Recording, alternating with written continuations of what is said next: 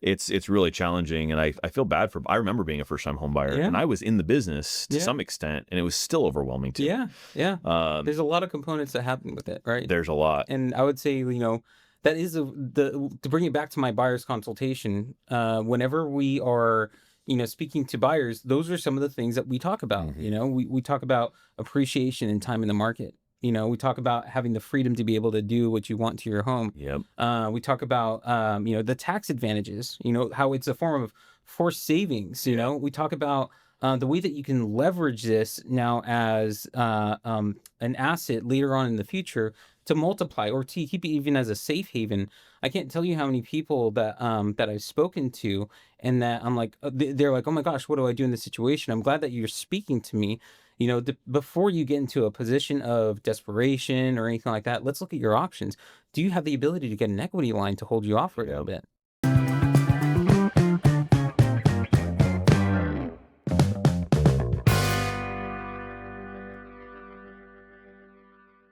I am here with Allen Neeley. Yes, from sir. Team Neeley. We got Val here too that we'll spend some time with after you, Allen.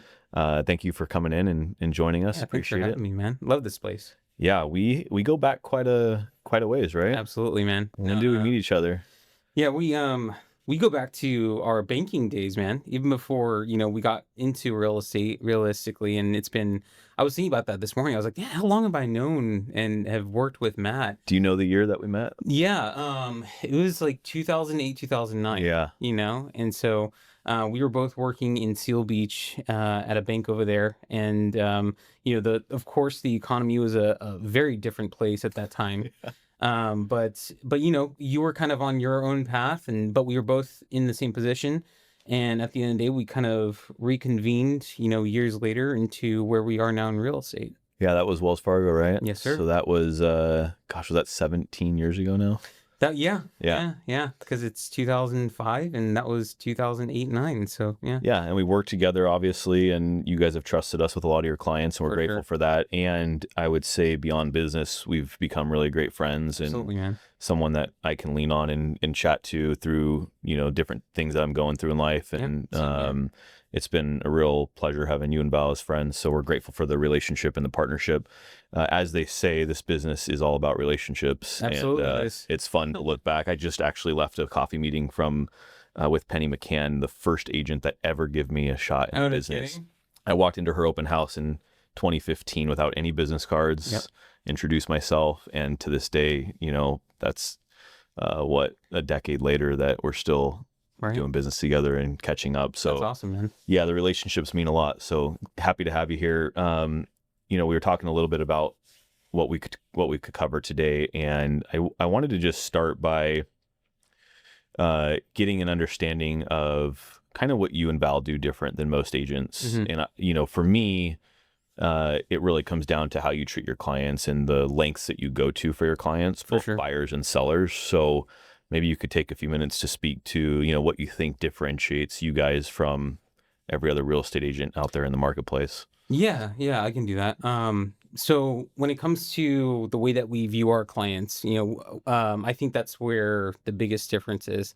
When I first got into the business, it was very much from a posture of how can I help people with one of the biggest financial decisions that they're going to make, and how can I be of service to them, right? I'm very servant-hearted, and so I don't look at people as numbers. I look at them as actual people and us helping them with that milestone in their life.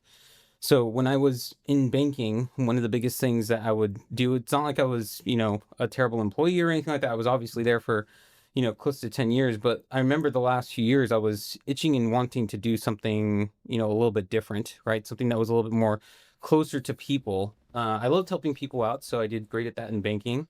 And, it was one of those things where people would sit with me and, 1 to 2 hours later, I would help them with whatever their issue was, maybe even helping them excel in their plans. But after that was said and done, I was like, okay, the relationship's pretty much done. I did what I needed to do. Yeah. And at that point in time in my life, I was like, hey, I kind of want to do something different, right? And so the idea of real estate came to mind because my wife, she was in mortgage lending at that time. She was working at a few different places. started at Wells Fargo, and then a couple different, credit unions and some, direct lenders and things like that in different positions. And she came to me and was like, "Hey, Alan, you've been thinking about doing something different for quite some time. I work with a whole bunch of real estate agents, Yep. and the majority of them, to say it nicely, they weren't, as sharp as where you are, in your industry. I think if you got your real estate license and worked the same way that you do right now, that you'd be able to make a big difference in people's lives, right? That's awesome. So I went ahead and jumped ship. We basically went all in on that and got my license. What year was that?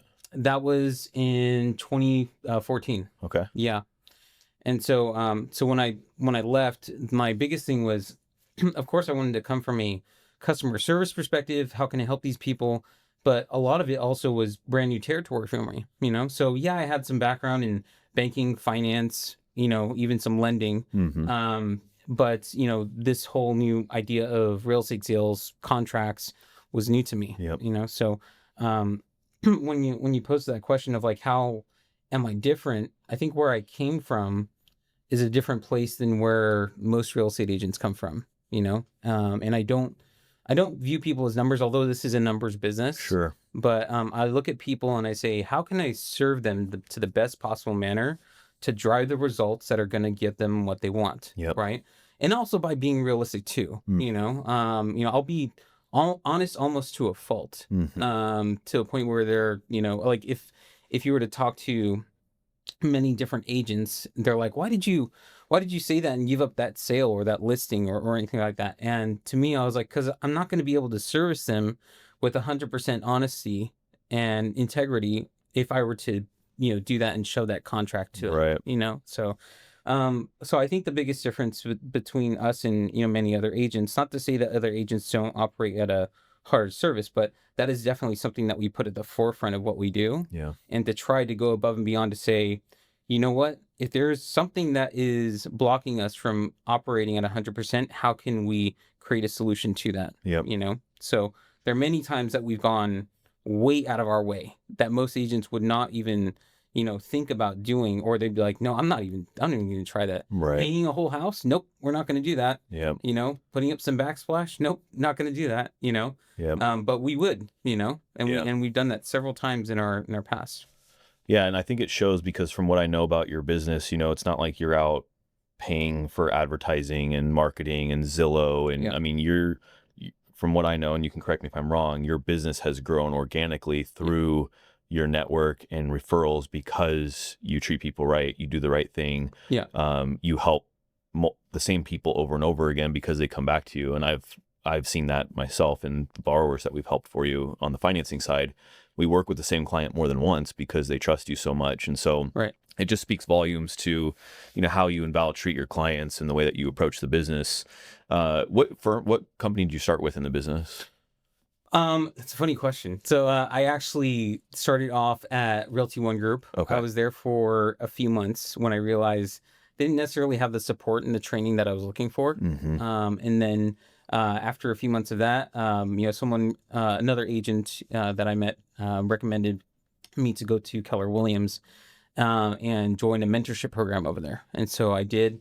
But it still wasn't the place that was giving me the foundation that I really needed. Like, you had someone there that was on call. Maybe I would talk to him once a week, but there wasn't something that really cultivated, my growth.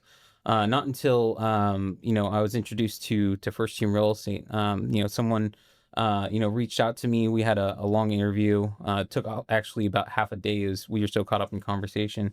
And then he actually said, hey, you know what, with your history and background, you would be actually, set up to be someone that could be a manager at First Team Real Estate. So they actually hired me as an assistant manager in training. And that was after being in the industry for less than a year, but my background kind of sufficed for it.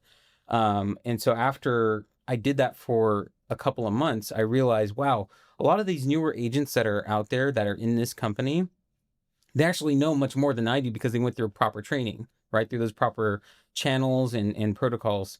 So I actually, after a couple months, took a step back and said, hey, you know what? I would love to see what this company, because I see the value here, but I want to take it from the agent perspective. So put me through your power curve training program, put me through the accountability workshops and things like that to start getting me going. Yep. So now we're at First Team Real Estate. We did leave for a short stint over to a different brokerage, but after about a year and a half, we came back over. And so yeah, we've been with First Team Real Estate for a very long time. Yeah, and you've held multiple roles. You were assistant manager, you were a manager of the branch that you guys were at, and then you recently realized like management probably wasn't the best route, right? You didn't enjoy it as much as you thought, and so you're back to full production, right? Absolutely. Yeah. Happy with that move still? Absolutely. Yeah. And nothing wrong with management. It's just at this phase in time in my life, it wasn't conducive for me, And so,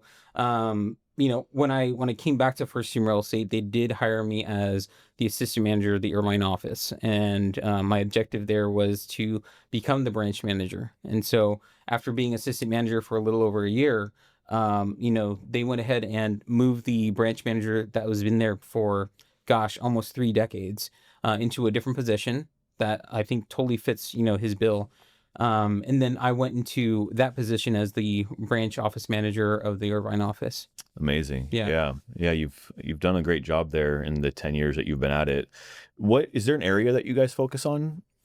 Honestly, we know a ton about South Orange County, but we've been everywhere in the last decade, so we can actually help and know a lot of knowledge about almost every single city in Orange County, as well as the areas that maybe we lived in even prior to real estate. So, for example, I grew up in a lot of different cities, but primarily in Corona, in the Inland Empire.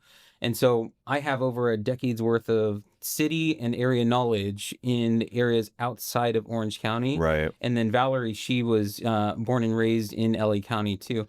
So, a lot of times if you're able to throw a dart somewhere in Southern California, we'd probably be able to tell you some information about that city and what they provide for the clients. Yeah, that's awesome. That definitely helps for sure. And the Inland Empire has gotten a lot more popular with the coastal cities increasing in price so much. Yeah. If you want to buy a home, for a lot of people, that first starter home is in the Inland Empire. So it's good that you guys have that knowledge base of that area, Yeah. What are you seeing right now in the market? Oh man, that's a loaded question, I know. Yeah, no, there's a lot to it, and if you ask me that, I won't stop talking about for like 30 minutes. But what I'm seeing right now is that there is an affordability issue, which is creating a stagnancy in the demand, right? But along with that too, inventory is actually starting to open up this year, and so in certain pockets of the Orange County, Inland Empire, and different areas that we serve, we're actually starting to see, market neutrality versus a hot seller's market because of such low inventory. And even some areas where you're seeing buyer's markets where there's a lot of negotiation leverage now for you to get into those homes. Are you seeing that across all price points, or are you seeing that in specific price points? So mainly in specific price points, and it's all actually for different reasons. Yes, because rates are higher, right? But there's challenges in each one of those areas that you're looking at. For example, if we're talking about areas where there's condos that are under $700,000, $800,000, those are, depending on where you're looking, 2 to 3 bedroom condos or townhomes. Some of the issues that have arisen are things that are having to be done now in the condo complexes, such as, balcony issues, additional inspections, special assessments. And what that does is that it starts to chip away at the purchase power that a lot of people have, therefore removing some of the demand that is in that space. And so when you're looking at properties and you're like, hey, this condo's been on the market for 45 days or 60 days, what's wrong with it? And then you start diving deeper and you're like, oh, okay, gotcha. Their HOAs are now $750 a month. Jeez. Versus when it used to be $450. And so that $300 price difference is, in your world, $50,000, $60,000 purchasing power. Right. Yeah. So sometimes, depending on where that buyer is, it either eliminates them from that price point and they're like, hey, you know what, we're just going to wait. Yep. Or they may actually be on the cusp of that versus a place that has lower HOA dues or like a single family home. Mm-hmm. And it's like, hey, why don't we just jump up and, get that extra 60,000 from, this $900,000 condo and get into a starter single family Mm-hmm. home. So those are kind of some of the facets that are happening there, which are creating some, length in time for properties to move off the market in that specific price range. And then, of course, there's the price ranges that have been affected by, a lot of media, news, tariff talk. And so the uncertainty in the market from a lot of buyers was like, hey, you know what? There's a lot of movement that's going on. I want to feel like there's stability in what's going on before I make a move. Mm-hmm. By all means, that's what they want to, they want to take that approach. And a lot of it has to do too, because if they're going into an investment that, let's say if they were to go ahead and rent and they only have to pay, let's say $3,200 a month, but if they were to buy it, they're going to have to pay $2,500 more per month. They're like, you know what? Let's just wait until the rates calm down. Yeah. Let's wait till the news calms down and then just see what's going to happen. So buyers that are like that, and that they don't have, first of all, education on the market, they're going to sit back and wait for the market to do its thing. But buyers that have full understanding, actually, they can see that this as a time of opportunity for them to get into a house and maybe even get a great deal going on. Yeah, it's interesting to me because I do think there's a lot of money and a lot of people on the sideline right now because of the uncertainty in the world. Mm-hmm. And I'm a little bit concerned that if rates do drop in any meaningful way, you're going to have a flood of buyers again. And I could be wrong about that, but it's certainly concerning because there are a lot of people who tell us, on a daily, weekly basis, like, hey, I could probably do something, but it just doesn't feel right yet, and it's like, oh man, what's going to happen when it does feel right for them and everyone else? Yeah. There's going to be a lot of demand, with not a lot of inventory. So, right. I also find it fascinating because I'd say 20 to 30% of my business is still down here in Orange County. And man, I've had a few buyers where they'll make an offer on a $700,000 condo. And there's 5 other offers and they can't get their offer accepted. Right. And then I'll have someone make an offer on a condo and it's been on the market for 45 days and there's no offers on it. And it just seems like if the home is in the right area and priced well, it's going to be competitive. Absolutely. And if you're overpriced right now, it's probably going to sit for a while. Right. So it seems like the market's really working itself out in terms of pricing. What are you seeing with prices? Have they stabilized? Are they increasing here in Orange County? So I would say, so first of all, I want to preface that pricing is always a strategy, right? And so, so many times, people may look at pricing and they're looking on Zillow or Redfin or whatever platform that they're on, and they're like, oh my gosh, this house is $980,000. And I'm like, you realize that this is just a price that the seller picked, right? Or that the agent chose. And depending on what the strategy is with that price will determine what the results are. So for example, sometimes we'll have clients who they'll hit us up and say, oh my gosh, Allen, hey, there's this great deal that's happening. There's this single family house in this specific city in Orange County, right? But I can't believe it. It's only $1 million. Yep. Right. And I'm like, well, hey, we kind of live by the rule of it. If it sounds too good to be true, it probably is. Yeah. Right. So let me do a little bit of research and find out what's going on here. I look at the house, I look at the agent, and I'm like, oh, this agent is known for using a pricing strategy where they will competitively price it under market and having the results of we want multiple offers so that we can cherry pick the best one and get the price to where the market is going to say it's going to say, right? Because many times in the past, especially during, years where we had extremely low interest rates, you had such a buyer demand that it almost didn't matter what you priced it at, right? You could be 50,000 more than the last person that just closed last week down the street. And that house will sell for that price or higher because the demand was so high.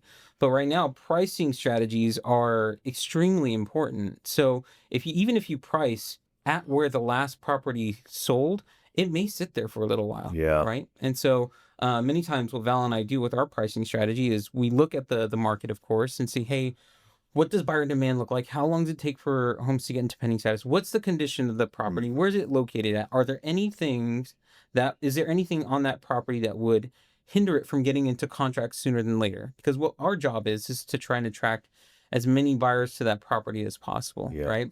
But with the right pricing strategy, you will attract as many buyers as you can, and therefore getting properties into contract sooner than later. I love that. Yeah. What hurdle are you dealing with most in the business right now, with either your buyers or the sellers? Like, what's the most challenging part of the business in your day to day right now? Um, I would say there's a few different ones. First of all, Val and I come from an educational standpoint whenever we're talking with our Mhm. clients, right? And so, one of the hurdles is the amount of education that we have to prepare our clients with versus the fueling force that people had beforehand, that they didn't have to overthink things so much, Mm. was really affordability and rates. Where were they, right? So now that rates are higher, it's like, hey, there are many things that we have to look at and combat to say, hey, does this make sense for you, or does it not, Yeah. right? So education is a huge part of what we do. We always sit down and do, even before the new buyer contracts came out and things like that.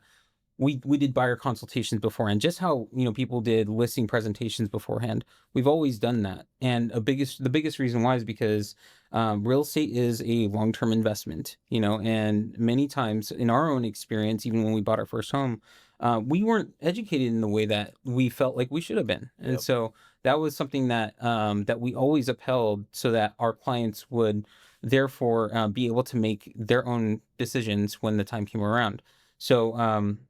So yeah, as far as that goes, I think that some of the hurdles are going to be the amount of education that's there, which it's okay. We love doing that, Yeah, but it sure. does take time and it does take effort.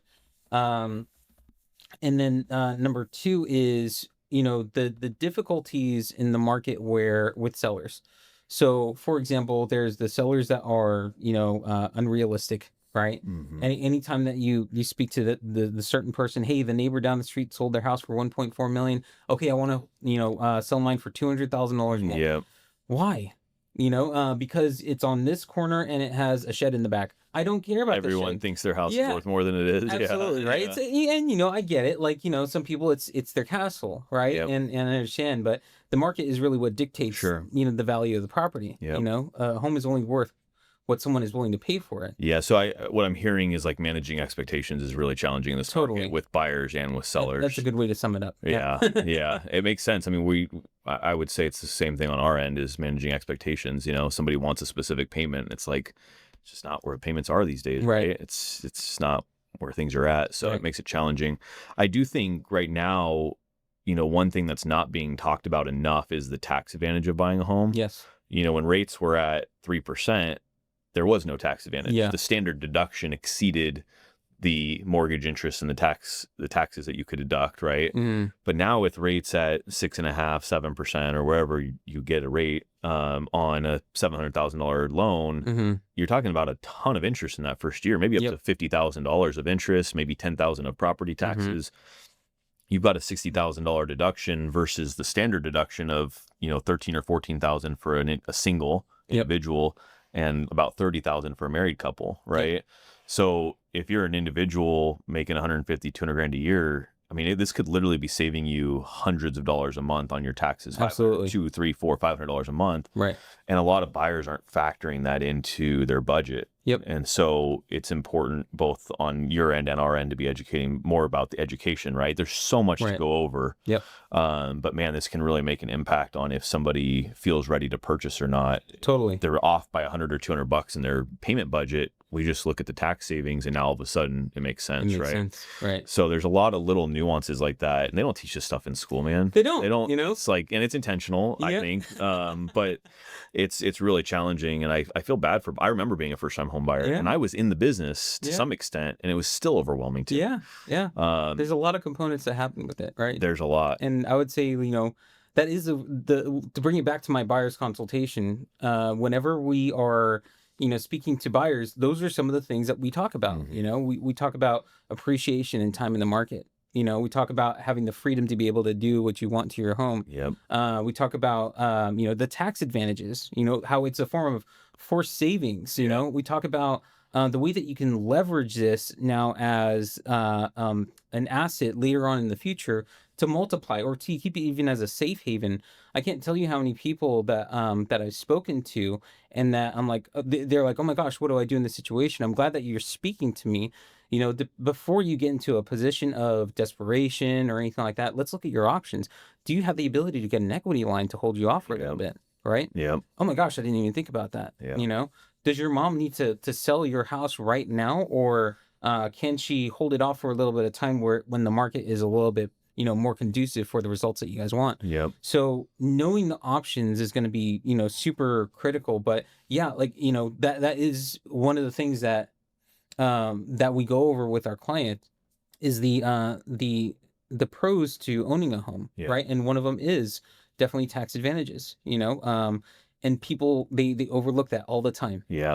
and it's something that I have had discussions sometimes with clients, and we're like, hey, like, yeah, like this is going to be X amount or whatever it is, but the amount of tax advantages they have, it totally brings down that wall of resistance. Yeah, and It's there's understandable. quite a few people in our business who can't even articulate the tax savings, right? Both on the loan side and the real estate side. And Absolutely. we have to be careful. We're not allowed to give tax advice. I'm not licensed to give tax advice, but I still have a general understanding of the tax code that I can explain to you, and then you can go confirm it with your CPA. Right. But these are not conversations that are being had by every agent, every loan officer out there, and they're critical conversations. I know you guys do a very in-depth buyer's consultation. I know you spend a lot of time educating your clients, and it's important and it's necessary as I see it. So you guys do a good job there. Tell me a little bit about Allen Neeley. Like, what do you do outside of work, or is this really your passion? Talk about your family a little bit. I know you have 2 kids that are getting big and it's crazy, man. growing. I mean, people that see me, whenever I first get introduced to someone, and then like we bring up the concept of family or kids, and they have little ones, and maybe they might be my age, and they have a 2-year-old and a 4-year-old, and I'm like, oh, I remember when I used to have kids that age, Yep. and they're like, oh yeah, well, how old are your kids? Thinking I'm gonna say like 5 or 6. Yeah.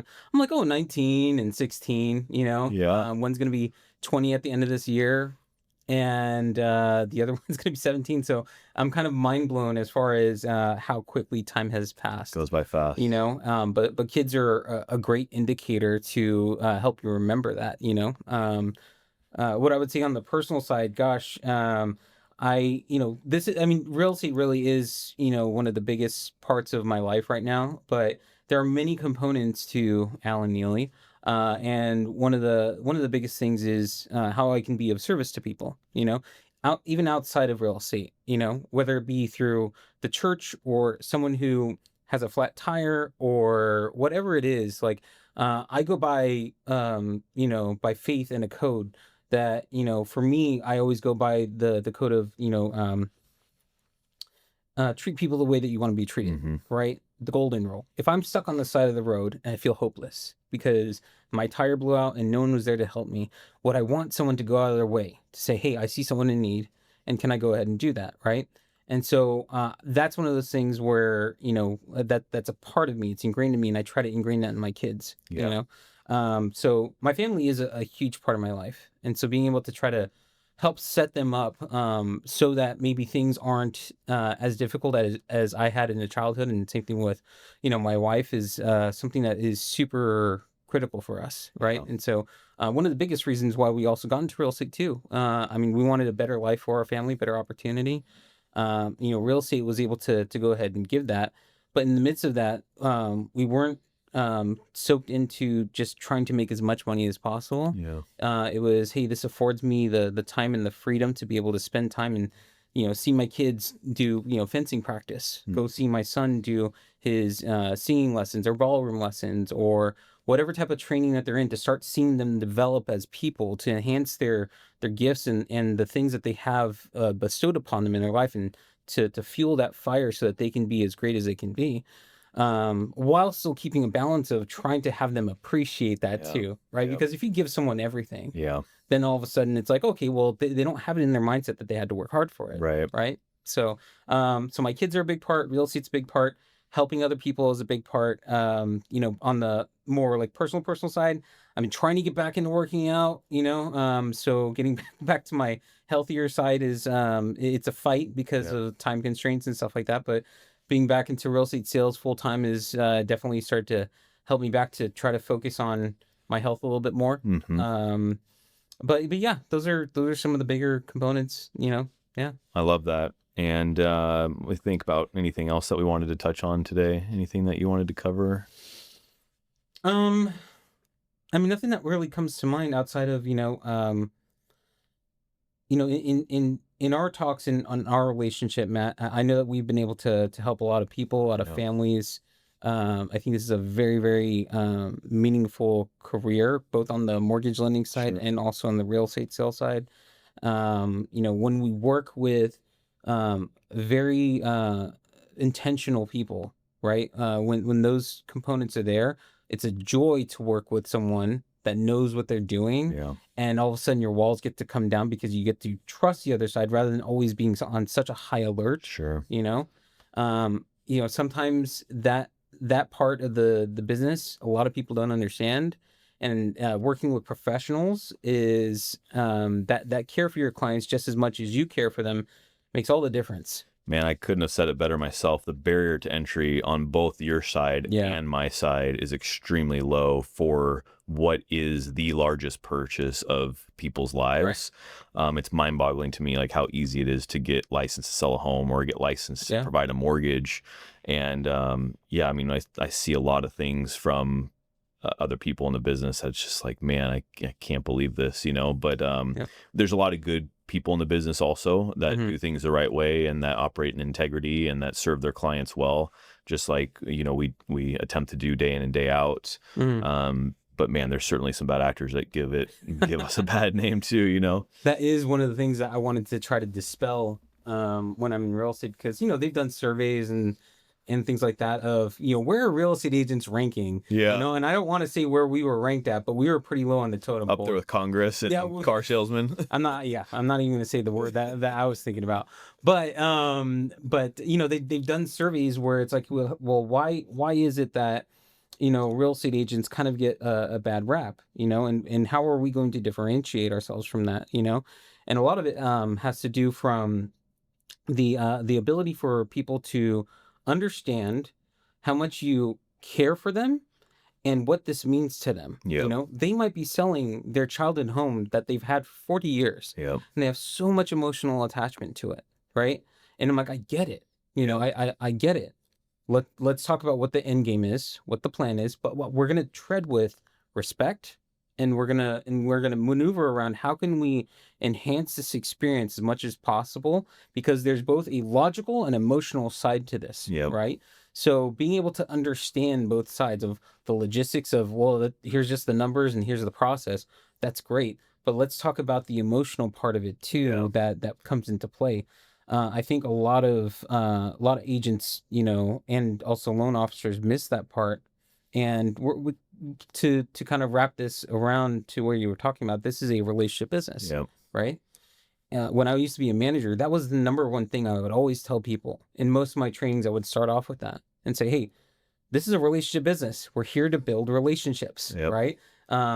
If you have someone that knows you, loves you, and trusts you, you're more likely to help that person than them go somewhere else and trying to find business that way, right? That's why we have a lot of clients that come back to us, that continue to work with us and to build up our business that way. But we do actually enjoy being a part of people's family, right? And people calling us, hey, this is my brother Allen, right? Like he helps me out with all things real estate, but more importantly, he's such a great person. That means the world to me. And so that is something where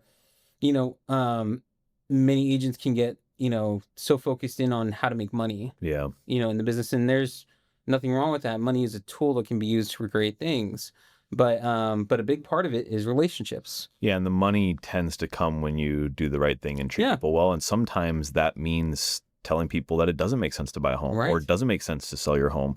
I was just talking to a gentleman that was introduced to me in my marketplace in Boise, and he was telling me the agent that he works with, that he referred him over to me, and he's like, I will never work with another agent. I will only work with this agent because he told me not to sell my homes when I wanted to sell my homes. Yeah. He's like, no, don't sell them. You bought them. It's a good time to hold them. And they've gone up dramatically. The Boise market has done very well. Gosh, Boise's crazy. And he's like, I will never use anyone else, because he literally told me not to sell when I came to him and wanted to sell. And, you know, the agents that I think get focused on the numbers, and the loan officers too, can end up, you know, sometimes misguiding the client into what is actually right. So I know you guys, you know, take a lot of pride in how you treat people and doing the right thing. And it's why your business has thrived even in ups and downs. I mean, we've seen a lot of ups and downs over the past 10 years in our business. My gosh. Yeah. So, thankfully we're still here. Yeah. You know, I'm just, you know, eternally grateful for that. And, you know, I'm looking forward to what the future has for us as well. So, yeah, no, I'm really, really grateful for where I am. Yeah, well, I'm excited for you guys. I love the trajectory that you're on, and always grateful to be able to work with you and partner with you and help your clients, and grateful for the friendship above all else. So thanks for taking time and being here today, and awesome. I appreciate having you. Thanks, man. Yeah, you got it.